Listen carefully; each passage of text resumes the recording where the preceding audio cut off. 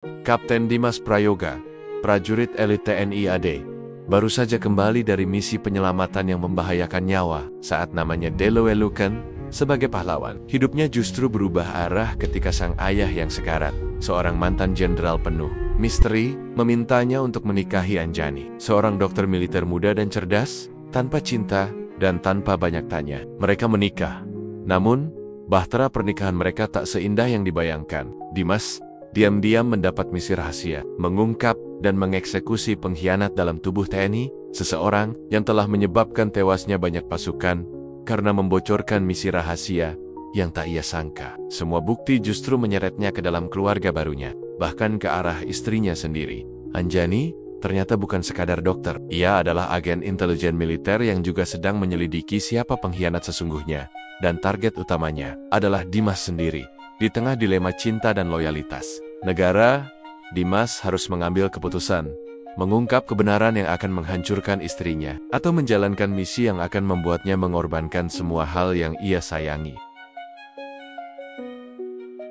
Langit sore di Halim masih bersahabat, tak terlalu terik, tapi cukup terang untuk menyambut kedatangan satu sosok berseragam loreng lengkap yang turun dari helikopter. Wajahnya tegas, namun matanya menyimpan letih yang sudah lama tak diistirahatkan. Kapten Dimas Prayoga, nama yang akhir-akhir ini banyak disebut di satuan elitnya. Prajurit kebanggaan batalion, anak emas komando. Baru saja sukses menuntaskan misi penyelamatan sandera di perbatasan negara konflik. Dengan risiko nyawa yang sangat tinggi, begitu kakinya menginjak tanah air, sambutan dari riken-riken dan atasannya seperti gelombang hangat, pelukan, tepukan, bahu, bahkan plat merah mobil dinas yang menjemputnya langsung. Tapi Dimas tak terlalu menikmati semua itu. Ia hanya ingin cepat pulang. Ada janji yang harus ia tepati. Mobil dinas melaju membawanya menuju sebuah rumah tua bergaya kolonial di kawasan Jakarta Selatan. Rumah itu tidak terlalu besar, tapi berdiri kokoh dengan halaman luas dan bendera merah putih yang tak pernah diturunkan sejak pensiunnya sang pemilik, Letjen Purn Prayitno, ayah Dimas sendiri.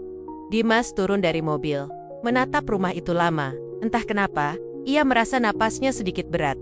Di ruang tengah, suasana sepi, hanya terdengar suara detak jam dan napas berat seseorang yang berbaring di ranjang medis. Dimas mendekat dan menemukan sosok ayahnya terbaring lemah, sangat berbeda dari figur jenderal galak yang selama ini ia kenal Dimas. Suara sang ayah serak. Dimas menggenggam tangan pria itu. "Saya pulang, Pak." Prayitno menatap putranya dengan mata yang hampir tak terbuka, tapi senyum tipis muncul di wajahnya. "Ada satu hal lagi yang harus kamu lakukan sebelum aku pergi." Dimas mengerutkan kening. "Menikahlah dengan Anjani." Dek, Dimas mundur setengah langkah. "Pak, Anjani anak sahabat lamaku. Dia dokter militer, baik, tangguh, dan cerdas. Aku ingin kamu bersamanya. Dia akan menjagamu, dan kamu harus menjaganya juga." "Pak, saya baru pulang dari medan perang. Hidup saya belum tenang." "Nikah itu bukan tugas tempur, Pak, tapi ini perintah," ucap sang jenderal dengan sisa tenaganya. "Perintah terakhir dari ayahmu." 3 hari kemudian, pernikahan itu terjadi tanpa pesta mewah. Hanya akad sederhana di rumah, dengan penghulu, segelintir tamu, dan 2 hati yang belum saling kenal.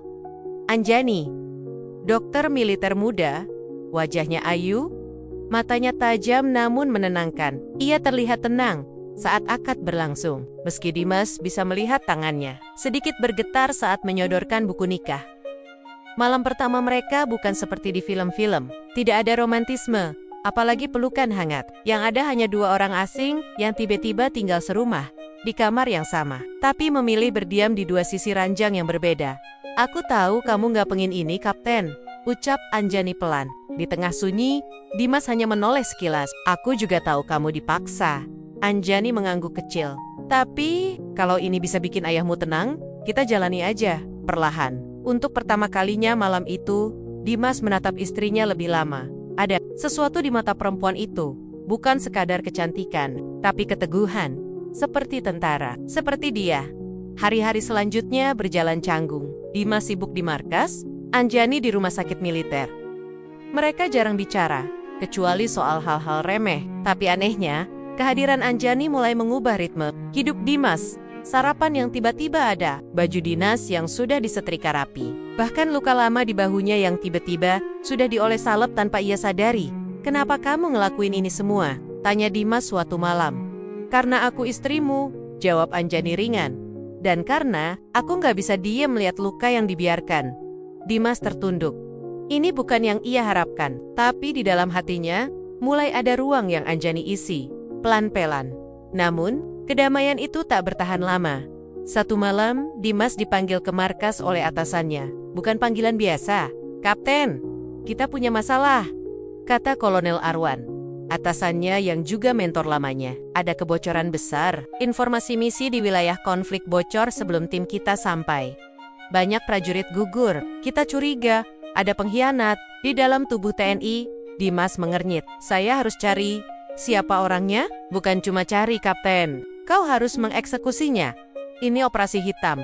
Tidak resmi. Tidak tercatat." Dimas menegong. "Dan kau dipilih karena kau orang yang paling bisa dipercaya." Malam itu, Dimas duduk di balkon rumah, menatap langit yang pekat. Ada file kecil yang diberikan Kolonel Arwan, nama-nama yang mungkin terlibat.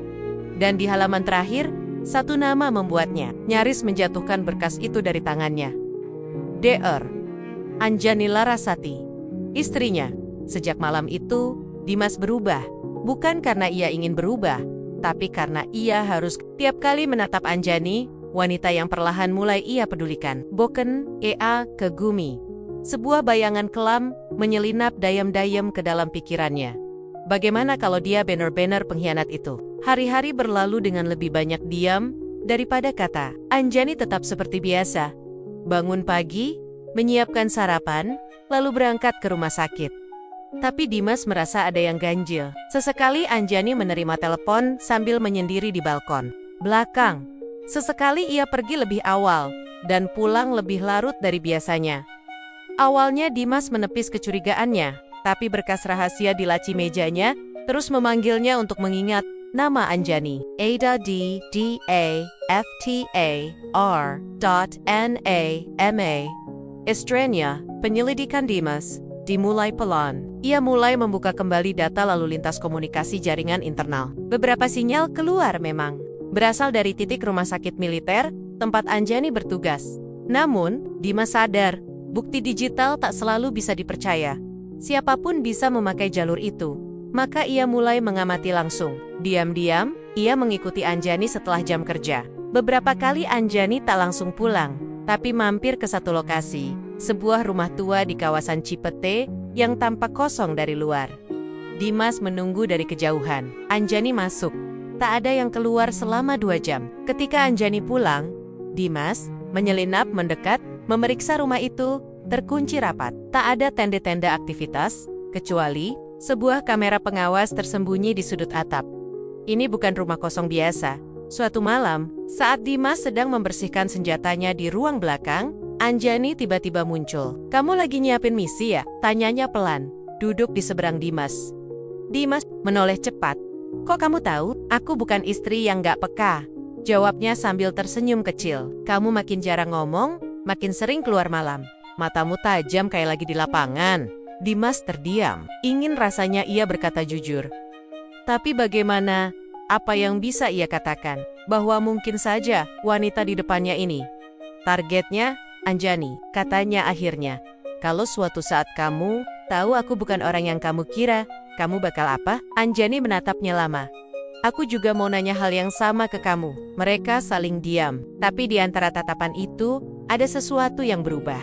Sesuatu yang menegang, menggantung, dan pecah di malam yang sama. Beberapa hari kemudian, Dimas kembali menerima laporan tambahan dari Kolonel Arwan. "Ada yang menarik," kata Kolonel, menyodorkan selembar foto. "Seseorang tertangkap kamera satelit memasuki rumah ini beberapa kali dalam 2 minggu terakhir." Dimas menatap foto itu. Jantungnya mencelos. Itu Anjani. Dia pakai identitas palsu. Kita belum tahu siapa dia sebenarnya. Tapi dia punya akses ke sistem komunikasi rahasia kita. Dan semua kebocoran misi berasal dari satu jalur, rumah sakit militer. Seketika, dunia Dimas serasa runtuh. Ia ingin menolak, ingin menyangkal. Tapi semua bukti mulai mengarah pada satu titik. Istrinya bukan seperti yang ia kira. Malam itu, Dimas pulang lebih awal. Rumah sepi, Anjani belum pulang. Ia masuk ke kamar Anjani. Tak biasanya, ia berani. Tapi sekarang, ayah harus tahu. Ia harus memastikan. Di laci meja rias, ia menemukan sebuah kartu akses militer bertuliskan nama palsu. Dan di balik tumpukan dokumen medis, tersembunyi sebuah USB drive. Dimas menyambungkannya ke laptop dengan tangan gemetar. File terenkripsi. Tapi Dimas bukan prajurit biasa. Ia punya akses dan kemampuan membuka sistem keamanan. Setelah 10 menit, file itu terbuka. Isinya, data rahasia misi-misi, TNI, foto-foto markas luar negeri, rekaman komunikasi internal. Ini bukan data dokter, ini data intelijen. Lalu sebuah video muncul. Anjani sedang melapor ke seseorang lewat kamera. Wajahnya tegas, berbeda dari keseharian. Target penyelidikan, Kapten Dimas Prayoga, kemungkinan besar terlibat dalam kebocoran data militer. Status, diawasi, Anjani. Bisik Dimas tak percaya. Kamu ngawasin aku? Tiba-tiba suara pintu belakang terbuka. Dimas buru-buru mencabut USB dan menyembunyikannya. Ia berdiri, menatap pintu kamar. Langkah kaki mendekat. Dan, sebelum ia bisa menyusun kata klak, sebuah pistol mengarah tepat ke dada Dimas. Anjani berdiri di depan pintu kamar. Wajahnya datar, dingin. Tak seperti biasanya. Kamu masuk ke kamarku tanpa izin? Tanyanya pelan. Hampir tak terdengar. Dimas menegakkan tubuh. Aku tahu siapa kamu. Anjani menaikkan pistol sedikit. Dan aku juga tahu siapa kamu. Beberapa detik hening. Lalu Anjani menurunkan senjatanya. Kita sama-sama bukan orang. Biasa, ya, jadi kamu bukan dokter. Anjani tersenyum tipis. Aku memang dokter, tapi bukan cuma itu. Unit rahasia. Anjani mengangguk. Dan kamu, Dimas, kamu target utamaku. Dimas tertawa getir. Ironis, aku juga ditugaskan buat cari pengkhianat. Dan semua bukti mengarah ke keluarga kamu, keluarga aku. Wajah Anjani menegang. Jenderal Prayitno, ayahmu. Anjani terdiam. Lama, wajahnya pucat. Ayahmu jual informasi. Dia pengkhianat, kata Dimas tegas. Bohong, Anjani melangkah mundur. Kamu fitnah ayahku. Dia punya motif. Dia merasa negara menyingkirkannya. Dia dendam. Dan dia membocorkan misi rahasia ke pihak asing. Anjani menggeleng. Enggak mungkin. Aku punya buktinya. Anjani terduduk, tangannya gemetar. Aku cuma pengen ayahku bangga. Aku pikir aku melindungi negara dengan menyelidikimu. Tapi ternyata Dimas duduk di sampingnya. Kita punya pilihan, Jan. Kita bisa ungkap semua ini bersama, atau aku jalankan tugas terakhirku. Anjani menatapnya.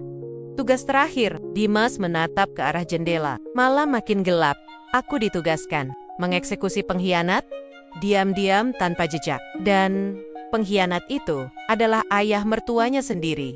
Dimas tidak tidur malam itu. Ia duduk di kursi ruang tengah, masih dengan pakaian loreng yang belum sempat ia lepas. Di tangan kirinya, secangkir kopi dingin yang tak pernah diminum. Di tangan kanan, sebuah amplop berisi perintah eksekusi yang sudah ia hafal bahkan sebelum dibuka.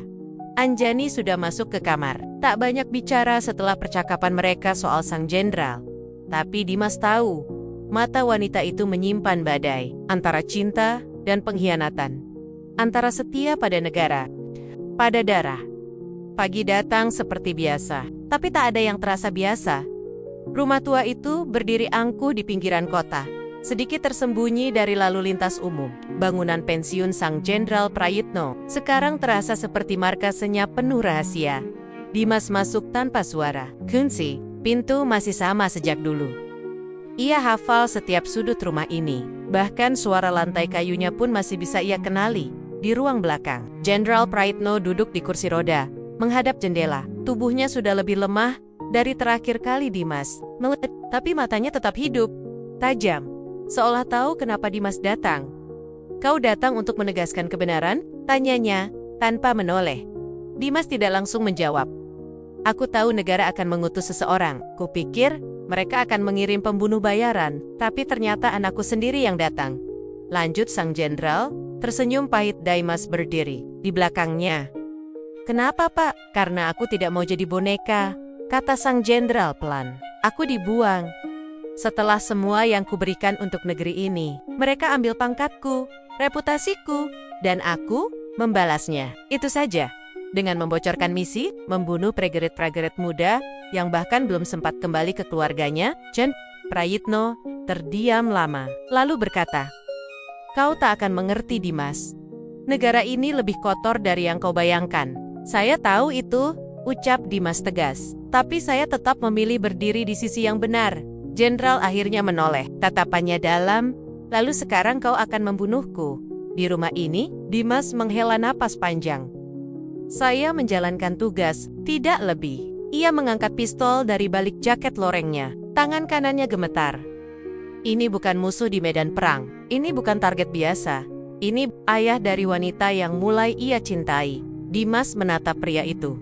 "Kau masih bisa bicara, tulis pengakuan." "Aku bisa." "Tidak perlu," potong sang jenderal. "Aku tahu akhir dari pengkhianatan. Aku tidak menyesal." Beberapa detik berikutnya hanya hening. Lalu, dor. Tubuh sang jenderal tersungkur perlahan. Tanpa suara, tanpa perlawanan. Eksekusi, bersih. Satu peluru, tepat di jantung. Dimas berdiri mematung, menatap darah yang mengalir pelan di lantai kayu. 1 minggu berlalu kabar Commission. Jenderal Prayitno diumumkan sebagai serangan jantung. Tidak ada penyelidikan, tidak ada pertanyaan. Sesuai skenario, sesuai instruksi, Dimas kembali ke rutinitas militernya, tapi jiwanya tidak kembali seperti dulu. Hubungannya dengan Anjani seperti berjalan di atas kaca tipis. Tak ada yang bicara soal malam itu. Tak ada yang bertanya, tak ada yang menjawab, hanya diam. Hingga suatu malam, Anjani duduk di samping tempat, tidur, memandang langit malam dari jendela. "Kamu tahu?" ucapnya tiba-tiba. Dimas menoleh. "Apa?" Anjani tak melihatnya, masih menatap langit. "Aku tahu, kamu yang mengeksekusi ayahku." Jantung Dimas berhenti sejenak. Anjani melanjutkan. "Seminggu sebelum ayah meninggal, aku dikirimi backup dari database penyelidikan. Isinya lengkap, termasuk instruksi eksekusi. Tugas itu diberikan padamu. Kenapa kamu gak bilang apa-apa?" Suara Dimas nyaris bergetar. Anjani akhirnya menoleh, matanya basah. Tapi tak ada air mata jatuh. "Karena aku tahu, kamu gak punya pilihan. Dan karena aku tahu, ayahku memang bersalah." Dimas ingin berkata sesuatu, tapi tak ada kata yang cukup. Anjani bangkit, duduk di sampingnya. "Kamu tahu rasanya," bisiknya pelan.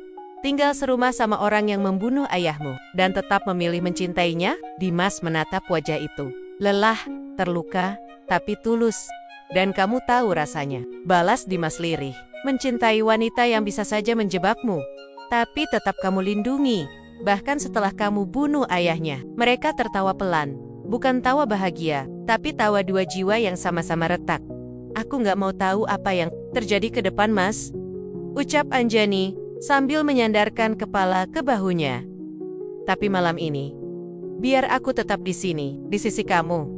Dimas menggenggam tangan istrinya. "Dan aku di sisimu." Langit di luar gelap, tak ada bintang malam itu.